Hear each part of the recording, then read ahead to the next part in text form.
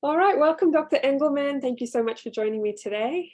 Thank you. Happy to be here. Today, I want to ask you about immunoglobulins and immunoglobulin testing. So I would like to start with a question that comes up all the time from my practitioners is, how long do immunoglobulins stay in the system for once they've been activated? And I feel like we maybe don't understand immunoglobulins very well, how they're made, how they're triggered, and how long the production persists for once production has been triggered. And is that different to how long an actual antibody is in the system for? Well, the different antibodies live for different amounts of time. So when you measure immunoglobulins on an immunoglobulin test, Mhm. what you're measuring is X amount per weight of immunoglobulins per volume, Mhm. right? And we know from millions and millions of people that people, when you measure their different antibodies, there is a range of that 95% of everybody is in, and that's considered the normal range.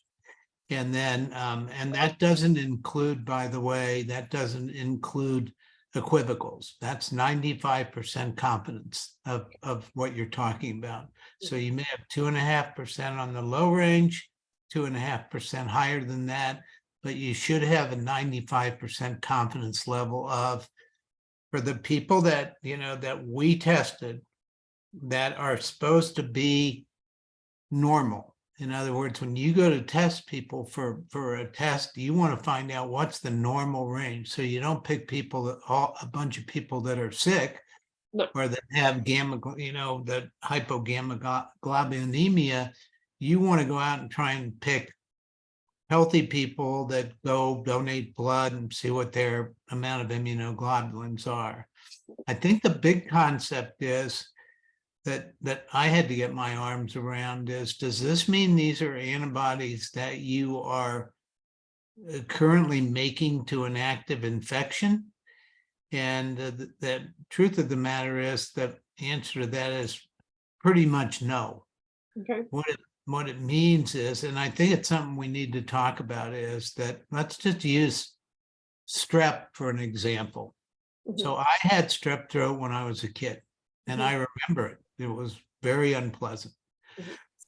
And so to get sick, the strep had to have gotten across a barrier, gotten into my cells, whatever cells, epithelial cells or wherever it goes, usually in the tonsils and the throat and so forth and so on. And then the action started. I recognized it.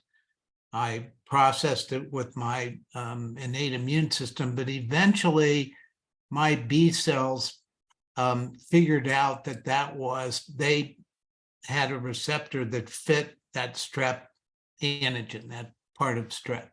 Mhm. And so what they did was and this is the protein part. This wasn't other parts of strep. This was strep protein.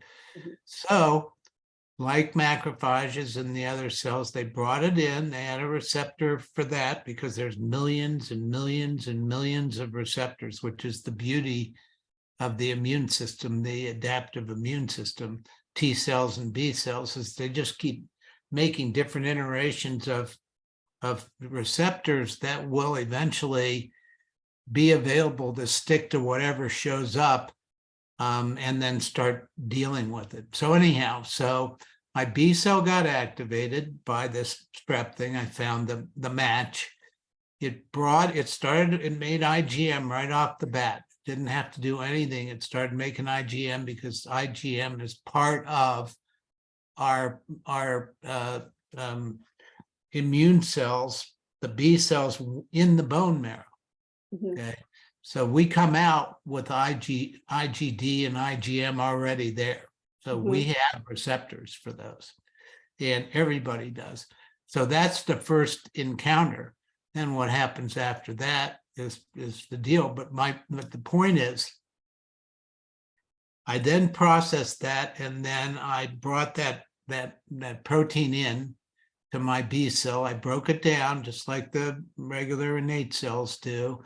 And then I presented it in a form to my T cells. And this is all done in the lymph node. Okay. My IgMs are already being made. They're already, being converted into antibodies and so forth. But in terms of stuff that stays around for a while, I go to my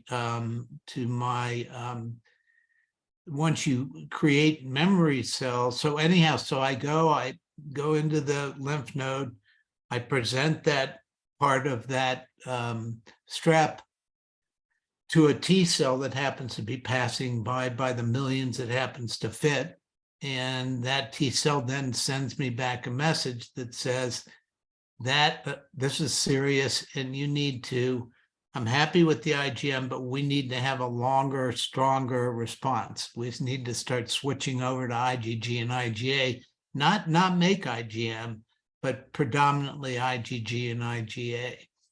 So the binding site for the antigen, the binding site for the protein on the IgM and on the IgA or the IgG will be the same, the receptor. Recognizes the same antigen. Correct. Okay.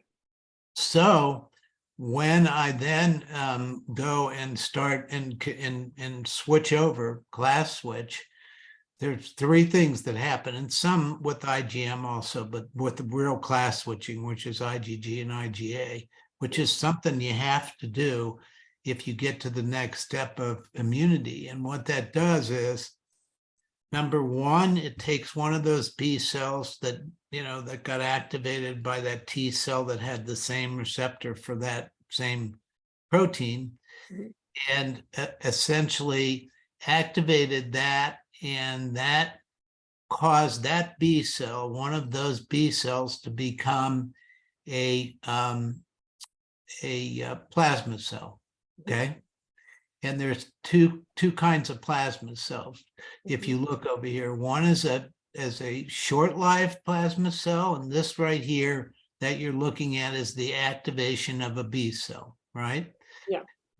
And once it's activated, okay, then it can turn into a short-lived plasma cell, which then goes out and makes 1 billion copies of itself and is nothing but an antibody-producing factory. Okay. And it makes tons and tons of antibodies every hour, every minute. Their job is to go after and identify that pathogen that's out there causing the problem. Okay. They're called short-lived plasma cells because they only live 24 to 48 hours. Okay. And somebody would say, well, why is that? And the answer is, we can talk about later, is you don't want more antibodies floating around than you need, because they're subject to making mistakes. They're not perfect, even though everybody thinks they are. They're not. So you want to get the job done and then go, okay, the job's done, I'm done. And I don't want to keep making this. It takes a lot of energy for me to make all these antibodies. So let me get the job done. So once that's done, then the B cells, the short-lived plasma cells die, and they don't make any more antibodies. So what's left? Well, it took me about a week to 10 days before I started even feeling remotely better from my sore throat. And why was that? Because these things take time if they have to start from scratch on every single time something happens. So because we're parsimonious and we figure out ways to do things, we go, well, there must be a better way to do this than start from scratch every time. What if I'll make a memory cell, and I'll make a cell that now takes that same exact antibody that I used, and I'll make a cell like that and then make lots of copies of them. And it'll just be a regular cell with that exact antibody sitting on the outside that I used to go after things. And the job of that memory cell is to basically patrol around all over the place, blood, lymph, tissue, looking for that antigen again. And if it gets activated, it'll immediately turn into a short-lived plasma cell again. So you'll start on the second exposure. Once you have a memory cell, you'll start making antibodies within hours with your short-lived plasma cell, where the first time it took a week or 10 days before you did it. So that's why they keep amping people up with giving them vaccinations for COVID, because they want that memory cell to be on edge, so that if it sees a little bit of COVID, it reacts. But that implies that every single time I see one strep, I'm going to activate my memory B cell and make 1 billion antibodies and 1 billion short-lived plasma cells. Well, do I really want to do that every time I run into strep? You think strep's around? Strep's everywhere. I don't want to do that. That's not a smart idea. So what else could I do? Well, I'll take another B cell from that same lymph node and send signals to it, and that B cell will be called a lymphoblast. And that B cell will, a plasmablast, I mean, and that cell will go back into the lymph, fluid, back into the bloodstream, climb back into the bone marrow from where all B cells come to begin with, and turn into what's called a long-lived plasma cell. And that cell will only, it's long-lived, it'll only divide about once a year, once every 2 years. But hopefully it lives forever.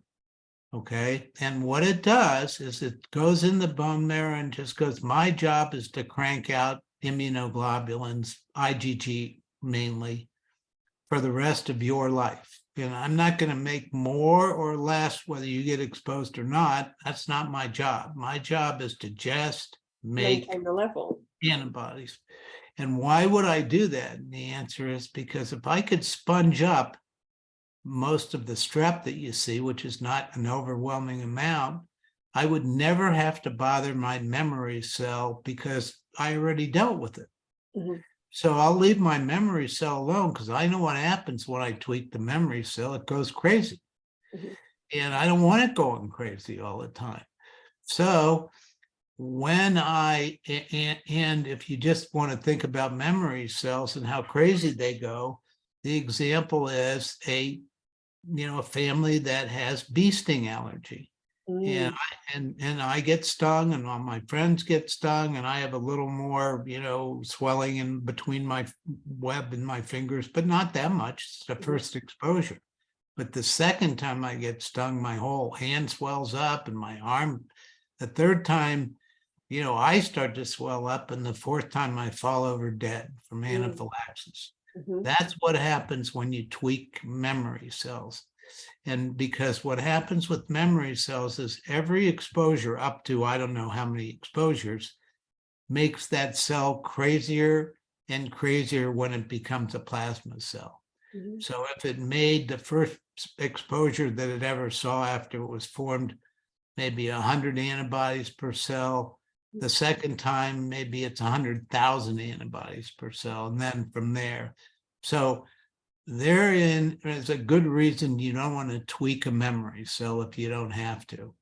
So if you had a nice level of antibodies, IgG floating around, chances are you won't have to tweak your memory cell. If I did tweak my memory cell, because my niece and nephew came over and they both had strep throat and hacked and wheezed all over me, I would then probably overwhelm the amount of those antibodies that we're measuring on doing the immunoglobulin test and tweak my memory cell. My memory cell would convert into a short-lived plasma cell, make 1 billion antibodies, and very quickly. So would I get strep throat? I mean, a real strep throat? No, I wouldn't. And I've never had one since. Would I the next day or two go, I don't feel that. It feels like I might be getting the flu or something. And that's the memory cell getting activated and doing its job and sending out all these inflammatory cytokines, and yet that make people not feel well before they really get sick. But it would have made enough antibodies that I never got a strep throat. That's the key. And so that's what we're talking about here. So when you're measuring immunoglobulins, you are measuring the amount of immune, and you know that you always got long life plasma cells making. So as long as they're making antibodies, you don't have to worry about how long they live because you're making a steady amount of antibodies, right? Turns out that IgG probably lives about, the half-life's about 25 days or 21 to 25. I like to round it off to a month. IgA is shorter and IgM shorter than that. IgA is, I think, 8 days or something, and IgM's shorter than that. But that's their half-life. So if you had 1,000, antibodies to gluten and you went off gluten in a month, you'd still have 500 antibodies. That's why you can't say, well, I went off. Why don't I feel better? Yeah. So, but anyhow, so that's, you're measuring the antibodies that everybody has accumulated from all the infections, all the viruses, everything else they've ever been exposed to, and maybe some that you're currently being exposed to. And they measure those, and they're pretty consistently in a range, but the range is huge, right? I mean, for IgG at 750 to almost 16, that's a big range. Yeah, that's a huge range. So it's not, but it's not 3 to 4.5, No. you got a lot of latitude before you can be considered too low. Outside of range, yeah. Yeah, but it turns out, I've been reading about what I consider to be, when you're looking at a lab result and you go, well, IgG is normal, the low 750 and the high is 1550, and my patient is 720, right? Now, what do I do with the result for IgG? What am I supposed to do? Because that's what we're talking about today. Yeah. And so it turns out that for lab purposes, I could probably say that, that you might have to bump up those numbers on the result. And we'll talk about that in a second. But I can tell you, for research purposes and clinical medicine purposes, as far as they're concerned, in terms of really not definitionally, but in terms of clinical outcomes, your IgG's got to usually be down to below 400 before you ask your patient, which you should. By the way, your IgG, or you don't mention it, but you go, do you get a lot of infections? No, I don't get a lot of infections. Well, and I'm thinking, well, your IgG is 710, and what the clinicians are saying, who cares? It doesn't really usually have a clinical implication until it's significantly under that. And then the question is, what is that IgG-emia? By, well, it is by definition. If you're less than, out of the 95% confidence, it is. But by clinically, it probably isn't. And another real quick thing before I forget is that I was looking at IgM today, and just by itself, great article. And the immune system's amazing. What it does is, if somebody is unfortunate enough to have a inherited lower ability to make IgA, which happens, 1 out of 400 people are below their normal range for IgA. Most of them will increase their IgM. And not only will they increase their IgM, if that low IgA manifests in having a low secretory IgA in the mucosal compartments, which is where IgA is supposed to do its job, right? Becomes secretory IgA. Then IgM, which is a huge molecule, right? Because it's got 5 individual, immunoglobulins on it, is very difficult normally to get through into the mucosal. It'll get there, but it's a lot harder. Yeah. And it also is harder to get into tissue because it's so big. It's hard to get out of the bloodstream.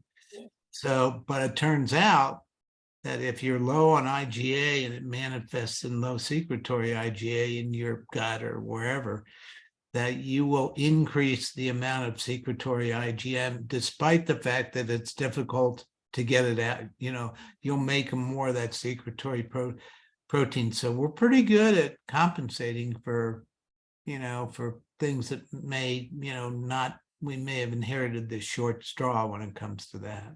Okay. We see that in celiac disease, where when somebody with celiac has got IgA insufficiency, that their IgG antibodies will come up.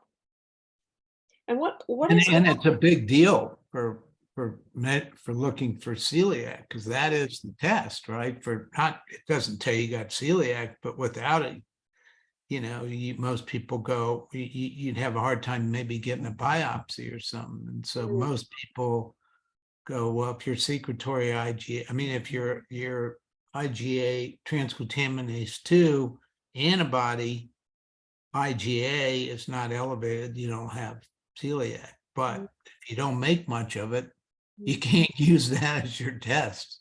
I think in the UK, I think the NICE guidelines say that you are supposed to run total IgA at least alongside a celiac panel. Oh, that's good. That's good. And if you're going to be really thorough, you do total IgA and IgG antibodies to both gliadin and transglutaminase.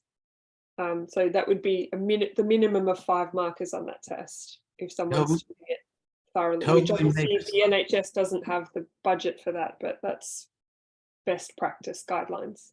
That's pretty good. That makes total sense to me. I had so many questions and now I've just forgotten all of them. Okay, excellent. So the life of the plasma cell. So how long antibodies stay elevated in the system? So this question comes up a lot with food reactivity, food challenging. If someone's been on the gluten-free diet for 6 weeks, can I do a food test or do I have to retest? How long do I have to be exposed to the food, right? This question of how long are the antibodies in the system for? How long will that maintain after they've not been exposed to the antigen? And the question that gets asked of me, how long is the antibody in the system for? What's the half-life of IgG? What's the half-life of IgA? But it's also what's happening with the plasma cell, right? So the plasma cell and the antibody will determine the lifespan of antibody. Correct. But the way I look at it is because this is when people go, well, how do I reintroduce? If I, lay off it for, not gluten, not obviously, which we wouldn't probably want to reintroduce, but some of these other ones would say, well, you should be, if you're in the red, greater than 2 standard deviations, you go off for 4 to 6 months, yada, yada, yada. That's all dependent on how high your results are, how out of range your results are. Why? Because when you're looking at that, in range, out of range, you're looking at numbers of antibodies that stuck to that antigen.